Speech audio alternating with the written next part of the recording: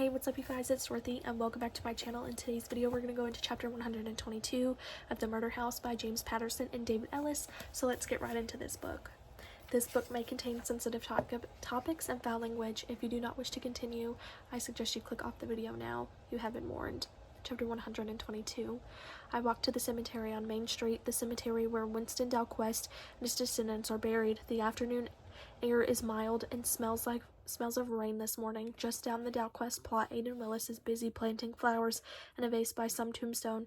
Back at work already? Always the same, the raggedy shirt, the baseball cap turned backward, the scarecrow hair he surely takes after his father, not his mother. Yesterday, the DA's office officially announced that it had no basis to proceed with the murder charges against Aiden for the death of Holden VI. Aiden was too young at the time to have been charged as an adult, and the circumstances, they said, strongly suggest that his use of force was justified. That might be the understatement of the year. Aiden stops what he's doing when he sees me approach, squints at me. I don't really know what to say to him. I have no sense of family with him. We couldn't be less alike. We've never known each other. We've never shared a single thing other than a mother. Hey, I say. His eyes scatter about, as always, never holding a gaze. You doing okay, he asked me. Me? Yeah, sure. Listen, Aiden. I'm sorry for the way I treated you. I thought you were a part of this. I had no idea it was Justin. He nods, his eyes roaming around the ground at my feet. Did you? I ask, uncertain if I should even ask. All these murders, did you know it was him? His eyes go blank a moment as if he's lost in thought. More accurate probably to say lost in feeling. Didn't know for sure, he says.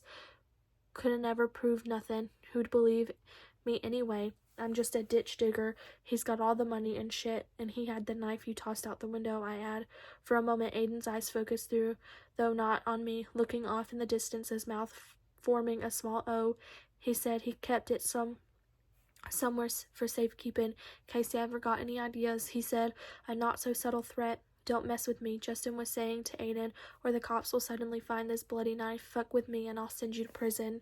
He tortured Aiden. He made Aiden shoot up the schoolyard with him a year after Holden's death, one of the many things Justin has bragged about to the police, and who knows what else he said and did to him over the years. What about me? I ask. Did you know who I was? His eyes are still darting around, but a sheen of tears covers them. He shakes his head. When you first came back to town, first time I saw you, you looked familiar, but I couldn't figure it. Then I finally remembered where I'd seen you from all that time ago when we was kids, the day the Dalquist house. I didn't know you'd come back, couldn't figure, but I didn't know that you were that we was. The flowers halfway in the vase start to tip over. Aiden reaches for them. You should probably get back to work, I say. Aiden fixes the flowers, sets them down firmly, turns to me in his indirect no eye contact way. It's too young to know about you at the time. I'd have been only a little when you was born. One time, when I was older, I saw a picture of her with her belly. I saw it too, the photo from the scrapbook with the baby bump. She said the baby didn't live. She got real sad. Probably the same thing she told Holden VI, that I didn't live, that I was stillborn. A little white lie to protect me, so Aiden wouldn't look for me, so Holden wouldn't look for me, so nobody would ever look for me. His darting eyes just for a single moment made contact with mine before skittering away again. You look like her, he says, a good bit like her. I'm lucky. She was very pretty and courageous. She did a brave thing for me. So did you, Aiden. If there's anything I can... You want to see her grave, he asks. I start to speak, but a lump fills my throat. I nod and follow him. It's a simple grave farther to the south of the cemetery, an ordinary headstone kept up pristinely. Gloria Jane Willis, March 5th, 1964 to July 12th, 1994. One beloved mother.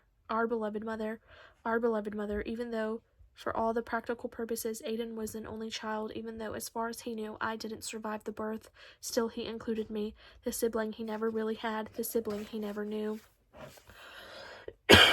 Our biological mother, the woman who gave me up to save me, a prostitute, surely wanted something better for herself and for her son and for her daughter. July 12th, 1994, the day Gloria was killed in a hit and run, the day before the 7 hours of hell when I was plucked off the street and taken to 7 Ocean Drive so Holden could take my life too, and the end in any vestige of the tortured, manacled Dalquist bloodline.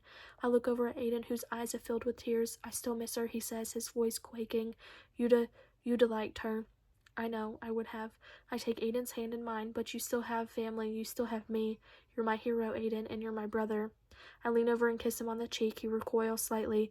I don't get that sense that a lot of women have kissed him in his life. Okay, he says awkwardly. His face brightens just a bit. That'd be okay. That is the end of this chapter. I will see you guys in the next video. Bye.